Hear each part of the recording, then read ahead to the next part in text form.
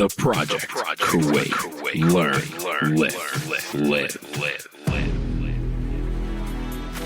So Dr. D just called me toxic. And if you want to learn more about it, just stick around and listen to the rest of this episode. All about toxicity. Is that what I heard? Toxicity. You're still tongue-tied I'm from still tongue-tied, I know. But no, you guys will definitely love this show. Dr. D dives into so many different aspects of a toxic lifestyle, from going to the gym and having a toxic exercise routine. That's right. Toxic people in your life and toxic bosses. What you should do if you have toxic people in your life. Just get rid of them. Sit back, relax, and enjoy this episode, guys. All this and more in today's episode. Yeah, I started recording. So yeah, Dr. D. Heya like this. She didn't hear it yet. Dr. D trashing on men in our last episode for all the listeners. It's not true. It's recorded. You went off on all men. And then we both agreed. You agreed we're dogs. And I said we're pigs. Well, you gave me two choices, dogs or pigs. I had to go with a dog. You didn't give me a choice for females. And if I said anything about females, look, I would have been crucified. We have been repressed enough, discriminated against enough. We have been second-class citizen for such a long time. Really? You have no right to trash us. Hey, I can't say I disagree with any of those points 100%. Like, I agree with you. So no, you cannot. You are not allowed to call us any names or do anything per se. That's just not cool, though. No, it's cool. It's fair. For the once in my life, can I little just be fair? trouble with the mic there, Dr. Yeah, D? I have. like I have two mics here. What the hell is happening? I know. And you're like, Mehdi's just trying to figure it out as we go along. I know. Yeah, ask the listeners. Can you really wear a mic with the wire sticking out? Yeah, guys, can you DM us if you're in like TV or radio? Can you wear a mic and have the wire sticking out? My argument is we're podcasters, so it doesn't matter. I was told it's wrong by TV people. TV people in the Middle East. Does that qualify? Ooh. I know, right? Now, thank God they're not women. They're men TV people. So, but on a side note, I was telling you today how I was talking to my CrossFit coach. And I was like, yeah, I was saying we got to get you in for a segment and do something on CrossFitters. He was like, yeah, us CrossFitters, like they had us on and like getting to near death. And I'm like, whoa, buddy. Yeah, I thought it was sensation-seeking behavior. Because in all honesty, if you do a WOD, all right, which is like a workout of the day, I mean, I did a workout today where it's 4 time. Like you try to register your best time of doing like 25 deadlifts. And then like mine today was 25 snatches. That's taking a bar and putting it over your head, basically. 25 times? 25 times with 75 pounds. Oh, my God. Then taking a 30-pound med ball and throwing it up to a 12-foot target, 50 times. Oh, wow. And I had to do that 3 times for time. Now, I felt like death at the end. Well, it feels death. So why do we do that to ourselves? I don't know. Why do we torture ourselves like that? You're a psychologist. I'm asking you. I have no idea. I have no clue. I don't know. I think it's because we want to push limit. We want to prove to ourselves that we can do these things. And also because you want to have some self-satisfaction. I mean, look how satisfied you are and how happy you are because you were able to do the things that you set out to do today as goals. So, or do we do it as punishment? Well, I mean, it could be punishment. It's a good punishment because your body looks great. I know, right? Yeah, maybe there are. It's true, actually. I was reading an article. I don't know where, but it says that we really human beings enjoy punishment. So even the idea of like working out and the tougher it is and the more you're feeling the pain, the more you feel good about yourself. So maybe we are, humans that enjoy this self-inflicted punishment or pain, right? Or it releases endorphins too. And it does release endorphin at the end anyways. But then do we become addicted to that? Yes, endorphins can be very addictive. And that's probably why there's a threshold of why, like the way you started working out, now, like if you work out the way you worked out like a couple of years ago, it will not be satisfying. So that's why we have to push and push. It's just like it's addiction that we want to reach that threshold that makes us feel good. So when you have tolerance to the level of the exercise you used to do a couple of months ago, it's very different when we do it more later on. So it is very addictive. And it's just like the addiction process. But when does it become toxic? Yes, when you're starting to harm yourself. And even with pain, even when the doctor says you got to stop exercising, you really need to wait. When you feel like even though you've been told not to go exercise and that whatever you're doing is harming your body, you continue to go because you have this guilt feeling.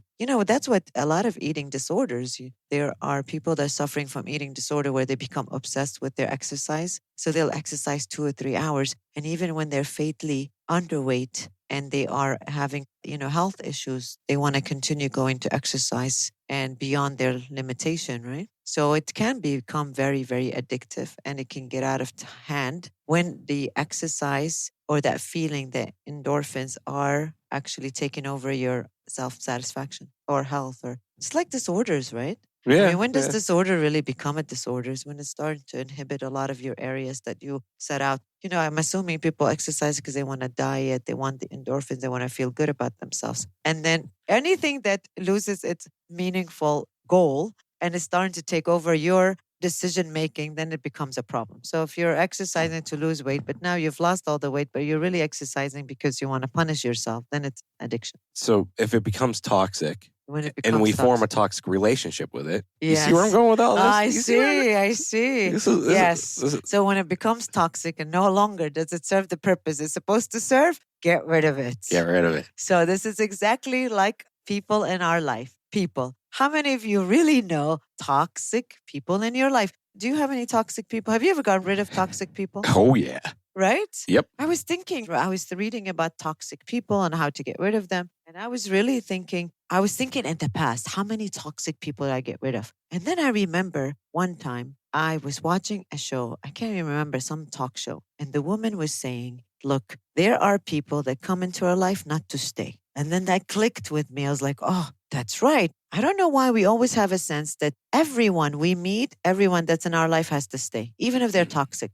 And so I want to spend some time today talking to people about toxic people and how to get rid of them because they are harmful. What if it's someone you live with, like Get rid of them. a relative that you can't really get rid of? I mean, especially this part of the world. Jeez, it is so hard culturally to get rid of people like in your family. I mean, in the West, it was easier. it's easy. In the States, it's easy. You just toss your grandparent or whatever in, an old people's home or something. I mean, even if they're toxic, but sometimes like we have to put them in nursing home because we can't take care of them. But it's easy also because of distance, for example. So let's say you have a toxic relationship with your mom, or your mom is a toxic person in your life. Then you can, if she's living like in one area and you get a job somewhere else. Can we say dad? Because I feel like I'm picking on my mom way too much. Too much. Like, I think we both have mom issues. I think we got to kind of stay away from that. We got to analyze me later, but I thought we did that yesterday when you had your rant on men. Yeah, that's the issue. See, so I had daddy issue. I didn't really have mommy issue. Did you have daddy issues, or were your daddy issues from your mommy issues? No, we have to see that triangulation. We got to think about it.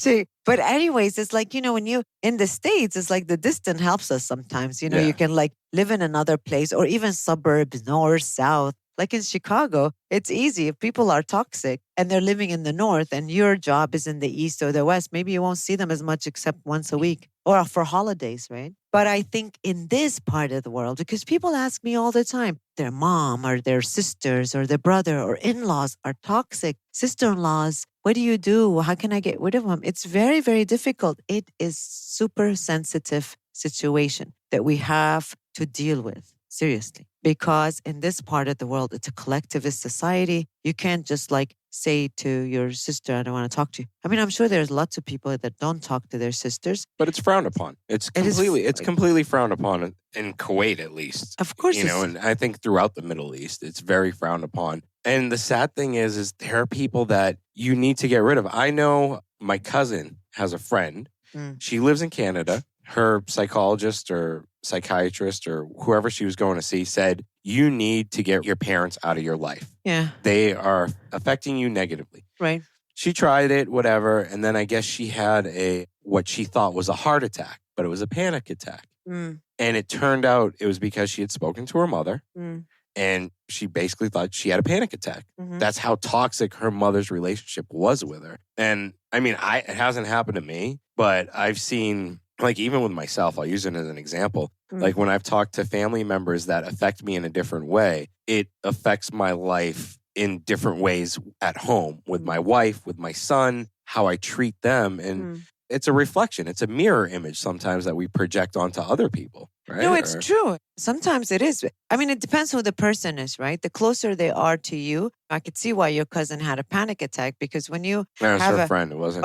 I mean, her friend. But the idea is that it can give you a panic attack actually, because right, you know what you're doing is you're separating it from a person that has been existing in your life, even though their existence have been very negative. So when we're talking about toxic people, I mean, not everyone that is like, doesn't support us and things we call them toxic. Usually toxic people, you'll see them, they drag you down. Like they're not really happy when you want for your success. They don't give you anything positive. They're very demanding. They're demanding of your time and they are constantly like they have poor boundaries. Like they're always in your business, always in your face. They give you guilt when you can't give them the time. They don't understand that this is your space. This is my space. Like when you want to improve something in your life, whenever you talk to them, they don't have anything to say about how to improve. So I feel like these people, like when you know that they're toxic, I mean, it's also like you constantly feel bombarded by them in your life. Like they take a lot of your energy. So when you're talking to them on the phone or when you're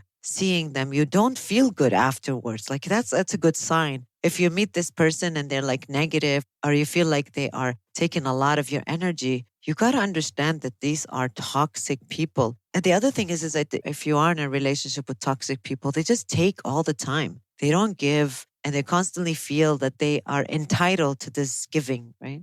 So not only are they taking energy from you, they are also overwhelming you with a lot of negative energy. They don't support you and they always make you feel that they need things from you. So guys, I feel ditch the girlfriend. ditch I mean, the girlfriend or yeah. the wife that's toxic. The thing is that it's true, and you read a lot about it, and I've seen it. I mean, obviously in the clinic, I see a lot of people. What about guys because and they're women also that stay with it? victimizers. Yeah, but what about? I mean, I've seen I think a people lot of that guys stay with it is because they don't know how to cut off their relationship or they haven't recognized it. Remember, recognizing toxic people in our life is not that easy. I mean, for a long time, you're in a relationship with this person, then you realize, wow, these people are toxic. I mean, how many people you know, or how many people I know, or even people that I treat at the clinic, they constantly they'll talk and I'll say, this sounds like a really toxic relationship. And then the person will look at me like, really? Why do you think that? I'm like, look at that. They're not very supportive. They're constantly victimizing themselves. They drag you every time. I don't see anything positive in this relationship. I mean, besides that, if they're abusive,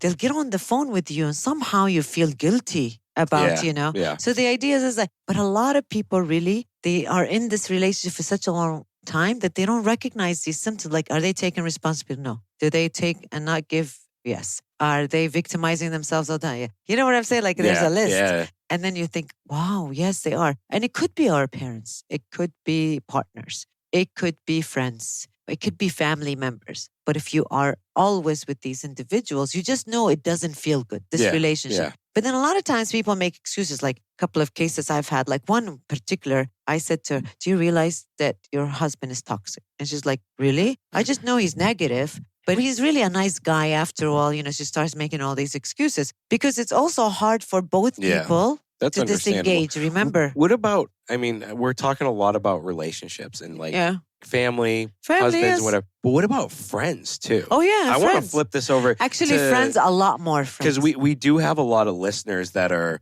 in their tweens, so to speak, mid-20s to early 30s. And sometimes we've pinpointed what we have to recognize from a relationship with our spouse, partner, or parents. But what can we pinpoint from our friends? Because sometimes a friend may not be toxic in the sense of always taking us down or not supporting what we're saying, but they could be toxic in the sense of supporting bad ideas or bad behaviors. So how could we sort of pinpoint that as toxicity also? Is that possible? Yes. And my experience, I've seen it a lot more with friends because these friends would be toxic, like especially like the young generation or the young people, especially like college young adults, right? They start to meet someone and then you'll see this. Actually, yesterday, someone was telling me about a case that they want to refer. And she was like, this person, she met another girl and then her mom is like really struggling. But in this culture, it's like, she's hanging out with this girl and then she's realized that this girl is kind of letting her waste a lot of money on her. Yeah. Right? She is engaging in activities that, I don't know, drugs or alcohol. it seems like she's also staying out late that she's not supposed to. So it seems like there's a lot of things going on with this girl. And this girl, because she met this other girl, it seems like she's lost her identity and now she's just, And then the mom is like trying to explain to her that this is a toxic relationship. This woman or this girl has taken over you. She's controlling you. She's not allowing you to really be able to understand what is accepted and not accepted. And apparently, you're getting to do things that are not acceptable in this country, especially. So you do, especially in this country. What I find out is that a lot of parents will come to me and say, look, my 17-year-old or my 18 or even 20, she met somebody in college or he has met this friend. And since he's met this friend, they're partying a lot more and he's not listening to rules and he's staying out very late. And then later on, we find out that they're drinking or doing drugs or whatever. And then it's because that relationship is toxic. And then the idea is that, so to help this person understand you are in a toxic relationship, it is very difficult for some people to recognize it, especially when they're alone and this is the only friend. But if we go back to our teenage years, all right? Let's say you were my mom. Mine was only 20 years ago. I don't know about you. All right. So it's very easy to go back. Hypothetically, let's say I'm your dad. Okay. All right. Yes, Baba. That just sounds weird, Dr. D. But hypothetically, I sit you down and I say, look, you have this friend. She's X, Y, and Z, whatever. And this is a toxic relationship. First thing you're going to say as a teenager or like a tween, a person in their early 20s is, no, Daddy, you're crazy. You just don't want me to have friends. That's exactly what I would say too, actually. Right? Yeah. So now, how could we convince ourselves? Because let's say, I know a lot of people listening to this, I've said this already, they're in their tweens. Yeah. So if their parents say this to them, they're going to be like, you're crazy, you just don't want me hanging around with so-and-so. And actually, so how could they recognize it from that perspective of, oh, what they're saying on this podcast, wow, okay, I have a friend who's exactly like this. And actually, at first, of course, when your parents sat down and said, look, this person, I feel like this person is not good influence on you. They're very toxic. They're taking a lot of your time. They're, in a way, they were emotionally controlling you. Like this other woman is like my daughter. I don't know how old she is. She's 24. And she was saying that her new friend is like manipulating a lot of the money. So they've noticed that a lot of money, especially here, some people like have a little more than others. And she was like using her credit card. She had allowed her to pay for a trip. That's insane. The thing is that these individuals, like she was like, so she had sat with her. And then sometimes if you think about it, like when your parent tells you and you don't listen, but there are also other people that are going to tell you. Like this woman was saying that even her sister has told her this. And also that she has another friend that she stopped seeing, the other friend who is a good friend, all because of this person. So now there might be something else. I mean, it's definitely a toxic relationship. And it's also because it seemed to me like it's become a very controlling relationship. So a lot of times it's like when parents say it, they don't listen to it. Sometimes we need to hear it from more than one person is telling you, listen, this person seems to be toxic. They're controlling you. They are not allowing you to be who you are. They're sabotaging your time. They're constantly dragging you down. If they're saying, we have to pay attention to this. It's the same thing as domestic violence. Like it takes a woman a long time before she realizes she's being abused because he convinces her that you deserve it and that you let me get upset and I've told you so many times not to get me this upset. Yeah. So constantly and if she's in a relationship with someone she loves and then he constantly tells her it's your fault, that's how I got there, she's never going to leave until she realizes there's something wrong. And how do you realize? It's when other people around you are starting to tell you, look, something is wrong in your relationship. You don't seem to be the same. So if we can keep these signs in our mind, that these are manipulative signs of this person, when you know that you are so happy and this person, you talk to them because they're worried that they're going to lose you, or they're worried that when you become independent, you're going to leave them, or they're jealous because they weren't able to reach this peak of success like you've reached, or this goal Which that you've is reached. sad because in this region, I think you see that so much. I was telling Hay, because Hay is doing powerlifting for a female. And she lifts a lot of damn weight for a female. Wow. She lifts more than most guys. Wow. Yeah, right now. Is she going to compete? Oh, yeah. She's competing in a power meet in September. I mean, her squat's 145 kilos. Her deadlift is like 160. I'm going to cheer on. Yeah, because she's a woman. You're more than welcome. If it was you, I would go. No, you should see her. Like I want to. She is amazing. I have to keep in this up. part of the world, you don't see this that much. You don't. No. And it's like And actually, you don't want to look like a man. this is the other day we had a debate in my class because I was teaching on gender. Yeah. And this guy's like, he was making a comment like, I don't know what you guys talking about. We don't have any gender issues anymore. We've become equal. I don't know. He lives in a bubble. He's getting an F in my class. Do you want he me just to talk didn't to the realize kid? it. So I thought to myself, X on him. Oh but my God. anyways, she's like, okay, I'll tell you what. I lift weight. I mean, obviously she's lifting weight. And she's like, would you marry a woman that lift weight? And you know what he said? Of course not. I want a feminine woman. I cannot marry. She looks like a man. Can you imagine? But it's sad because a lot of guys have that crazy mentality. I was going to hit him, but I knew that was a legal issue. But he doesn't realize when you get married, like having a wife that can pick up 15 kilos is a huge advantage. Of course. You know, like it's... But also, who says that this, like... So every time we have a man that weight lifts and he looks good, we admire that. We love it, yeah. Yes, everyone wants a six-pack and muscled guy and whatever. And then as soon as the girl looks like that, the first comment, and he's like, no, that's too... شكلها ريال. شكلها ريال. شكلها ريال. لا لا لا أنا أبي woman. I want the feminine woman. I was like, what the hell? And she's like, do I look... No. And then she turns around. She's like, do I look like I'm a man to you? Huh? I'm still a feminist. She got so offended. And it's like, and then I'm like, okay, we got to move on with this conversation. Oh my God, you should bring, and I told Haya today, I was like, you should do a show with Dr. D on feminism because her whole master's thesis is gender construction through Butler, I can't even pronounce her thesis or remember what it is because it's very complex. And she was like, oh, I don't know. I'm not sure. She doesn't do the whole podcast thing. She's been on a couple, but she would be good to have in your class too. Because she's dealt with it and it really affects her. The feminist stuff, like it really affects her. And I think that's why her being a strong woman right now is taking her to a different level in terms of her confidence-wise. In this part of the world, I am so happy when we have individuals like Haya who's introducing things that we oftentimes associate with masculinity. Like in the US, a lot more women are bodybuilders, so they got used to it. We have major competitions. Yeah. I have a cousin who competes in bodybuilding. She always puts it on Facebook that she won this. And over there, I mean, I don't know, but I'm sure that then she's not walking around feeling like she can't be with a guy because he's intimidated by her body. While here, even when women want to be bodybuilders or whenever they want to do something, they get discouraged. You know, we go back to this toxicity. She's always going to have one friend that says, no, girls are not supposed to bodybuild. No, that's not feminine. Oh, you're not going to have kids. That's another thing. Who says that women that are bodybuilders are not able to have kids and no one's going to marry you and that you're not feminine enough? Really does not make any sense. Look at that. See? And look at me showing you like it's my little kid. I'm living vicariously through my wife, by the way. Yeah, he is living vicariously. But going back to the toxicity thing. Yeah. And people here and not being happy for someone that is achieving a big goal. Like she was so happy. She was ecstatic because she hit a personal best, like a really big number she's been chasing. And she was like, oh my God, did you see me hit that number? And the first thing the guy said was, you didn't break parallel, which is you didn't go down to full depth.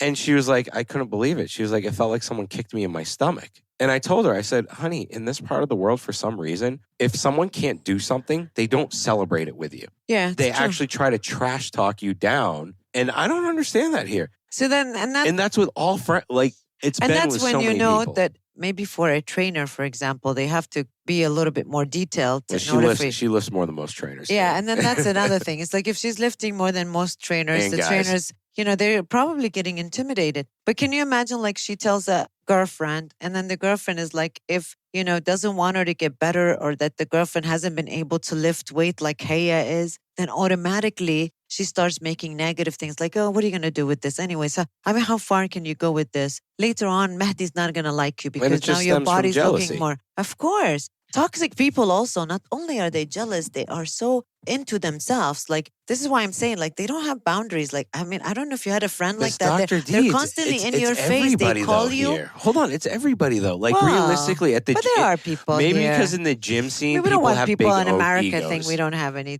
We have toxic people, but we have people even that in are America. But in here, it's magnified. Maybe it's because I'm in the gym scene. Oh, well. But there's I don't go to the gym.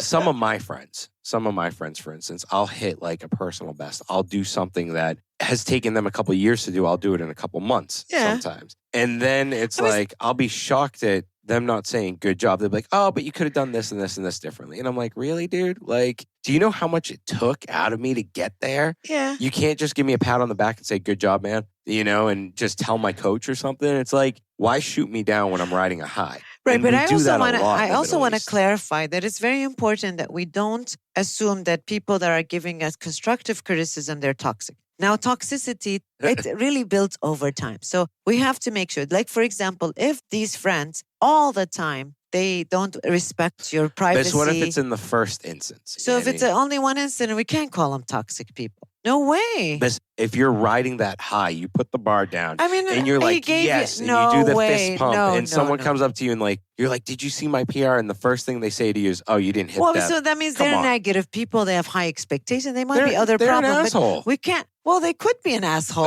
I get you swear. I know. I think you're counting how many. Yeah, that's the did like first one 3. right there. But the point of the matter to differentiate. I mean, we can't like have everyone walking around trying to get rid of all their friends and their relatives. You Nothing have to wrong with it. remember. Because then we'll be living in a world all by ourselves. So if someone Yeah. doesn't know how to give compliment, and they're negative people anyways, and they have high expectations, people that are perfectionists, they always want to tell you the glass is half empty. So those people, we're not unless they do it all the time, then it's up to you want to get rid of them. But we're talking about toxic people who are constantly trying to tell you that they're never happy for you. This poor boundary, you really got to keep it because they'll be constantly wanting more time from you, and they don't understand when you say to them, look, I can only see you today. No. They want to see you every day. They'll call. And then when you say, well, I'm really busy, I can't talk to you today, they'll continue to bombard you with phone. Because remember, what they are thinking about is themselves, not you. And they're not thinking about what makes you happy. So if they are monopolizing your time, if you're hanging out with them for 1 hour and you feel like depleted and no energy, if they start to giving you, no, not even constructive criticism, they're criticizing you all the time, then it's time to start thinking about what type of relationship is this? Is it toxic? What will my life be like when I take this person out of my life? Think about it first, especially, being in this part of the world, we cannot just a lot of times I noticed here, a lot of people, their friends are their cousins, for example. A lot of my younger clients, their best friends, they're not making best friends with outsiders. Most of the time is family related. So you'll have this girl, for example, and she has her cousins being her best friends. The cousins from the father's side, mom's side, doesn't matter. Someone that they can click with, right? What happens if you're going to cut these people out of your life? Remember that you're also harming some ties or relationship with family. And then family gets involved, especially here, you know how it is. Like family gets involved, the aunt calls you, the uncle is upset at your dad, and go on and on. But does that mean in this part of the world, we don't cut relationships? That's not true. We do. But we got to do it. When it comes to family, we have to be very careful and we got to think about it. This is not someone who I'm going to call or just block them from my social media platform and just say, forget it. Because you're going to run. Is that wrong? Well, I mean, if you don't have to see her. I blocked her on Instagram for a while. I hope she doesn't listen to the show. But yeah. Well, I mean, if she doesn't have an effect on you that much, but I mean, and then you don't have to see her on a daily basis. But can you imagine if you have family, here, people have lunches. Look at you. You have lunches on Friday and you have a family lunch on Saturday. Which is more than Western countries. Yes. Way more than in the States. And then here's a small country. If you go to the avenues, then the mall, where you're gonna run into them. So you got to be very careful. Now, Do you hate going to the avenues? And I don't like avenues. You must run into 1 million students. Of course, after teaching so many 14, students. 15 years. I was just gonna say yesterday teaching so many students, not teaching for so long. Yeah, I've been teaching for so long. I had so many students. Thank you. But it's true. It's true. That must suck. If you want to go buy something, it must take you instead of 20 minutes, take you an hour. It's true. And I like to see the ones that have graduated. Your students love you anyways. Yeah. You're an awesome teacher. Oh, that's so nice. Except you didn't bump my grade up once. I was really upset about that. You didn't deserve a bump. I did. I was doing my college degree and high school degree in the same year. And how is that my problem? I came in I was almost shedding tears. Dr. D, I barely Nice passed. try. And you were like, what do you want me to do about it? Did you study? And I'm like, okay, all right. Bye. I used to intimidate you. I still Yeah. my reputation is they think that I'm really tough teacher, but I'm not. I'm very soft and hard, I'm not tough teacher. Not in the classroom. There's this reputation. Oh, she's tough. but I'm fair. I No, think you I'm are. very fair. You are 100%. What I appreciated once is I was working on a project with somebody and he didn't do his part of the project. I did something. It was right before our presentation. We were arguing about it and you were like, all right, you two get out, go in the other classroom, figure it out right now. And then I'm not going to listen to you guys until you come back in here. That's and right. if you don't resolve it, you're both going to fail this class. Good. And I'm glad. You know what the resolve was? You did it anyways. I did it anyways. I was so pissed, but it's okay. no, it was. But you're a cool teacher. Yeah, I think so. I remember 90% of what you taught me, so that's got to be a good sign. That's good. And the thing is that it's nice, like on Instagram, students send me message whenever I do these like segments or whatever, especially the TV ones. They'll send me a message saying, "Oh, I remember when you said that to me," or "I remember when," and like I remember this guy 2 weeks ago. I went to do a segment on TV, and then the guy was waiting outside. I guess he had an interview, and then as soon as I finished, he's like, "Dr. G." I'm like, "Yes." He's like, "I used to be your student a couple of years ago and you almost kicked me out." Oh, that's amazing. I was like, "Were you waiting just to tell me that?" He's like, "No, I just wanted to tell you 2 times I came late. You kicked me out." Yeah, you were stringent And about that. And I took so, but remember, all of these things, I do it not because I want to take your phone or kick you out. It's because it is my job not to just have you pass my class, but to teach you how to be a good citizen. If you were at work That's and what you came say. late. It feels like I'm back in class again. Right? Oh my God. I tell my students this, I'm not trying to be mean or a bitch. Excuse my language. That's two. That's two. I have no intention of that. And I could be like some of these other people I know that teach and they just want to do their job and go home. I am producing citizens of the world. I thought I had some leniency. Like, honestly, I remember it. I was like, I did all the extra credit stuff. And then one day I walked in to sign in. And you looked at me and you go, are you going to maintain that signature for the rest of the year? Because it was kind of like a scribble. Lo and behold, the same damn signature is stuck with me since that class because of my fear of you marking me absent. Good.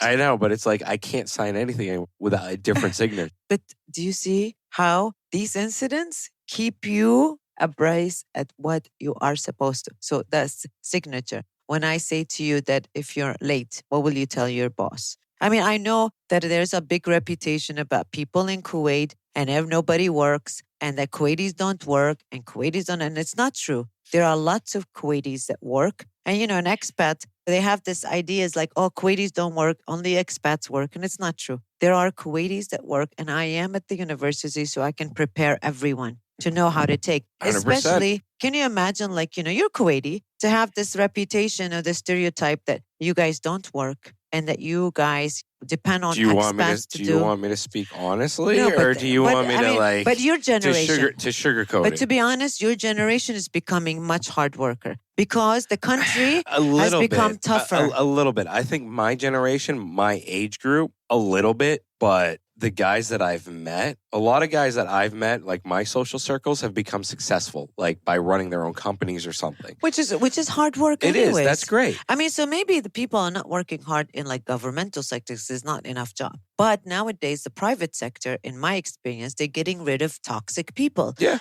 They manipulate. Good segue back to it. Yeah. Because they're taking, people are not coming on time. They are faking the signature or turning when you do this sign in. The idea is that they fake the thumbprint too, the fingerprint. Or they know their manager. But in private sector, let me tell you, they are very, very strict. They have to give you an evaluation every year, annual evaluation, and they're not going to care if you're Kuwaiti or not Kuwaiti because ultimately private sector is to make profit. Yeah, you can't get away with it. So, if it depends on what you're talking about, but I do see more of the newer generation working harder because the government is no longer going to accept, or the country is not going to accept people that are coming in and becoming toxic. I mean, when we talk about toxic people, I was talking about it more in our personal life, but there's also company. Like, can you imagine going to your boss and he's toxic because he keeps on screaming at you and telling you My all boss is toxic. I want to slam him in the face every time I see him. Oh, wait, right, sorry. But then, Freudian the unconscious right there. But then look, you can't say anything to him because he's your boss, but then you'll go and maybe say something mean or take it, project it on other people in your... That's true.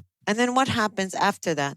Once you are projecting it, for example, they go home and then they displace it on someone else, like their wives or their dogs. Or here, That's true, yeah. our nannies, and our domestic helpers, because we assume that they have less power than us, which they do. They do because they work for us. And there's a lot of people that become very abusive to their domestic helpers because they couldn't tell their boss that he's toxic. So this toxicity dwindles down, right? It's like a circle. So your boss, as you were saying, he's terrible. You can't say anything to him. You say something to your employees that you manage, and then they go to their house and start becoming toxic in the family. So a lot of times it's like this toxic people, even this toxic friend. The only reason they might be toxic environment. I mean, because they're in a toxic environment. I mean, it's even if it's not toxicity around you, but it's just a toxic environment because it's boring. There's nothing to do at work. I mean, for some government places, it's true. It's true because it's boredom. There's nothing to do. People are not utilizing their time. Like I remember a long time ago, I was at a salon. There's this girl that came in and she's going to start working in a private sector. And then she came from the public sector and she's like, and I'm like, oh, aren't you excited you're going to go? She's like, to be honest, I needed to go to private because, she had gone away from home to study. She came back full of energy, the sense of ideas. Yep. She thought that she was going to go work at this place where she was going to, or that she was going to come and put everything in implementation. She's going to fulfill her gratification. And she realized she was doing nothing. And then she said to me, to this day, I remember, I don't even know her. She was just like someone in the salon. We're just talking. She said, if I would have stayed there longer than these 6 months, I would have probably been dead like the rest of the people. 100%, and then I would have been toxic. Yeah. She said, then I would have gone outside I'm unfulfilled in my job. And then I'm going to put it out there and be unfulfilled in my real life. So I decided I was going to look for something different. I was like, wow, this is great. If you are in a toxic environment at work, and then you have a toxic relationship, then you have a relationship with friends, home, whatever. All of these individuals are harming you. They are really taking space. They're taking from your time. So when do we say it's enough? I mean, when we cannot just continue to make excuses that, no, this is my friend, she really means well. Then that means if you're going to continue giving these toxic people in your life an excuse, it means that you are afraid to make a change. Because first of all, it's gradual process. Nothing is going to happen. Please, people, remember, I'm not going to figure out one toxic person in my life and then go call them and just say, you're done. It's hard. It's a process, especially in this part of the world, because you don't want to lose in relationship with other people that this person is connected to, if they're your family members or other friends. But this would apply to Europe too. I mean, there are some close-knit family places. Yeah, there are some collectivist societies in Europe. Definitely, but collectivist society are harder to do this. Individualistic society, you feel like, okay, I don't want you. Yeah, you could get away from in the West. And then, it's easy. It's bigger, It's an right? easy fix. Right. So here you have to remember it's gradual process, but you got to set your mind already. Start doing it little by little. For example, keep it distant first. And then, when they tell you, I'm not seeing you as much, don't answer their call or let them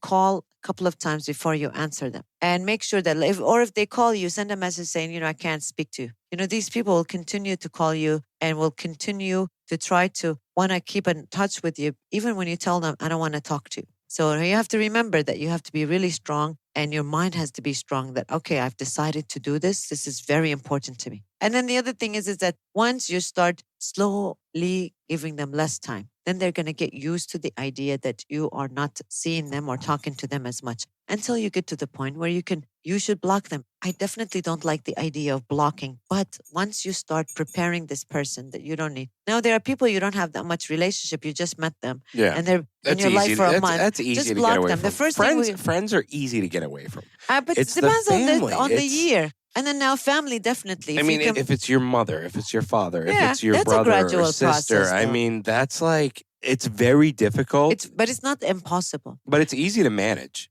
If you do it right, there is management systems. Of course. Personally, using personal experience, because I've dealt with crappy bosses. Everyone's had parent issues, not just me. Like everyone has. I just choose to speak freely about it. I really don't care. But I manage it through exercise personally. Yeah. Because I have to stay. Exercising is one great thing. I have to stay fresh for. Exercising is great. There we go, Doctor. Eating right is very important. Yeah. Because that. Taking time for yourself, improving yourself. That was it right there. Yeah. Taking time for yourself and time away from everything. Thank God. You took should off have those told bangles. me. Because I was These like, bangles were like, come on, man. I didn't help me know. out here. I forgot I had a wand. But me and my bangles, I have to have things in my hand. I think I should have been a dancer in the other life. You know, this is my other life. I want to be a dancer. I Really? want to be a Puerto Rican dancer. Now, Puerto Rican, why? I'm not even Puerto Rican. I have no idea. But you know, my dad was like, we don't have women that go on TV. I don't have women that become models. And that sucks here. Because It's there are so many women- females yeah, that exactly. would be better actors than males. So many females that would Exactly. be better. And in this society in general, like, I hate saying this. And if Hey hears this, she'll use it against me for the rest of my life. But I think I am a true feminist. And I've always looked up That's the only to... reason why. This is the only reason why we clicked when you were my student. I enjoyed having you in my classes because I could see that. I could see that you're not typical. I could say this. That Thank you are you. not I appreciate typical that. Middle Eastern guy. You were not definitely not Hey, I typical hope you're Kuwaiti. listening to this. You definitely, because I felt like, you know, when I first came here and I thought, oh, these like Arab men, Kuwaiti men, they don't respect women. They're constantly sabotaging anything good for women. They don't. And then I realized that that was not true. That here you are. Well, Maybe. my dad's been married a bunch of times, so maybe I was just like, I'm not doing what he did. You know, that's really kind of what it was. Yeah, but I admire your dad. Go for it. He wants to marry my 6 God, women. Let him do it. I'm so gonna play this for him. He'll be like, "See, someone agrees with me." Why not? But to be Live fair your with him, life. if he was just getting out of toxic relationships, then He what's was wrong going with into it? another toxic relationship. But though. that was a vicious cycle built from childhood and I everything think it's else. because he didn't know. See, that's another advice. If you are in a toxic relationship, please, once you get rid of it, take some time for yourself. So you were saying the best way to do it is like sometimes we're not going to be able to get rid of them, especially if they're family, but we can distance ourselves emotionally. So physically we're there for our luncheon, but we don't emotionally engage in these individuals. We speak very small conversation, we eat, and then we leave. They're probably not going to type of people we want to block. So use blogging, block people from media if you can do that. But then the other time is like distance yourself. But, you know, every time you're around these toxic people, you get this like anger, right? Or depletion of energy. You don't feel like doing anything. Going to the gym, it really, really helps. No, it definitely does. And I think that's a great way to wrap up. Yes, I think so. So it's toxicity in exercise. If it inflicts self-harm, Yes, if it then inflicts that's when you self-harm. need to kind of step away from it. That's right. And then toxicity in relationships, if it drains you and you just feel like the world's crashing every time you see a person, that's when we just get away from them That's or right. try our best. That's to. right. And if it's a family member and you can't get away from it, just try to manage it as best as possible and take some time for yourself and switch off from it. And I want to let people know, when you get rid of toxic people, regardless if they're close friends or family, what statement are you making for yourself? You're saying to yourself, I am valued. Yep. I am important, and I'm not going to let anyone harm my confidence and my self-esteem. So if you have any self-worth, and if you don't have it, by getting rid of this person, you're automatically giving this conscious message to yourself, I am important, and I will not let other people, take that importance away from me. So I hope everyone understands that the value, self-value is very important. And the way to recognize it and to do it is when we do these actions, cutting off toxic people, exercising, eating right. When we do these actions, then you see it around you. It's very conscious. Then I know that I love myself. Because we can't say I love myself, but then I keep toxic people in my life. I get in relationships that are bad for me. I'm very overweight. I don't exercise. And then I say, no, I love myself. Then that's a hypocrisy. That's contradiction. And on that note, I hope you guys enjoyed this episode. Hallelujah. Yeah, I know, right? I feel like it is. Like I feel like I know. It was a liberating episode. You know what it feels like for me after every episode? That I just got psychoanalyzed. And I'm like, oh my God. But I hope you guys enjoyed this episode. DM Dr. D if you have any questions. And don't be afraid to DM any of us at the Project Kuwait. Thanks for listening to this episode. If you enjoyed it, please head over to iTunes to subscribe, rate, and leave a review. You can also find us on Instagram at the Project Kuwait. Thank you, and join us next time.